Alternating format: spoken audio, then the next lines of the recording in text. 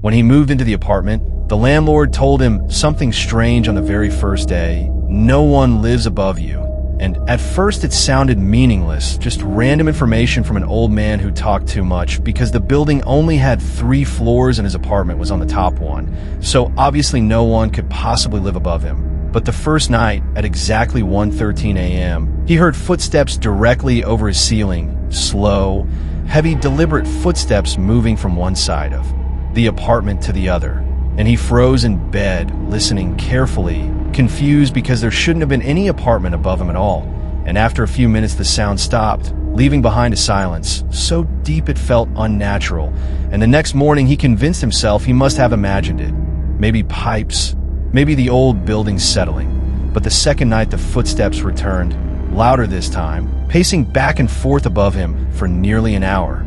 And this time he noticed something even worse. Whenever the footsteps stopped, something underneath his bed started scratching softly against the floor, and that was the moment he stopped trying to explain it logically, because whatever was happening inside that apartment was not normal.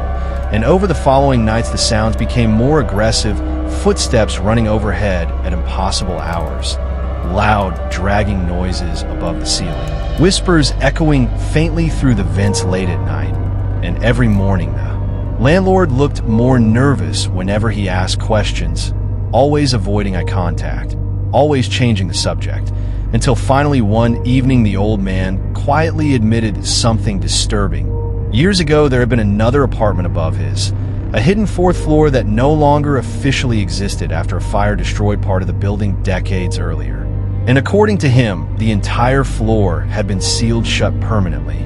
But before he could explain more, he suddenly stopped talking and whispered nervously, "If you hear knocking from the ceiling, do not answer it."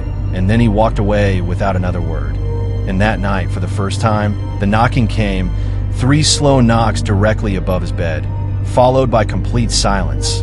And against every instinct telling him not to, he knocked back once, softly, just to prove to himself none of this was real. And instantly the entire apartment above him exploded. With noise, violent footsteps sprinting across the ceiling, furniture dragging, walls shaking, something massive moving directly over him. And then everything stopped all at once, leaving only one sound remaining, a faint creaking directly outside his bedroom door. And slowly, very slowly, the doorknob began to turn, his entire body locked in fear as he stared at it, unable to breathe, until the movement suddenly stopped and a voice whispered softly from the hallway, "You answered." And the silence that followed felt worse than any scream, because deep down he knew something had hurt him, something that was never supposed to wake up. And from that night forward, the apartment changed completely. Objects moved on their own, wet footprints appeared on the floor leading toward his room. Whispers called his name through the vents at night. And every morning, dark stains spread further across the ceiling above his bed, like something leaking from the hidden floor above, until finally, unable to take it anymore, he climbed onto the roof of the building searching for answers. And there, hidden behind rusted metal and old wooden boards, he found a narrow staircase leading upward into darkness, a staircase that should not have existed. And despite the terror clawing at his chest, curiosity pulled him higher step by step until he reached a long abandoned hallway covered in ash and burn marks. The air freezing cold, the silence unbearable, and at the end of the hallway stood a single apartment door slightly open, with faint movement visible inside.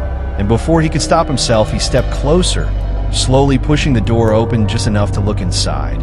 And what he saw made his blood run cold, because inside the room was his own apartment exactly as it looked downstairs. Same furniture, same walls, same lights. Except someone was inside it, standing perfectly still in the darkness, staring directly back at him.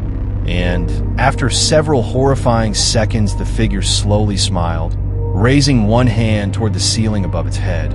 And from somewhere beneath him, far below through the floorboards, he suddenly heard 3 slow knocks coming from his real apartment downstairs, followed by a voice whispering softly in the darkness around him, "Now you live above."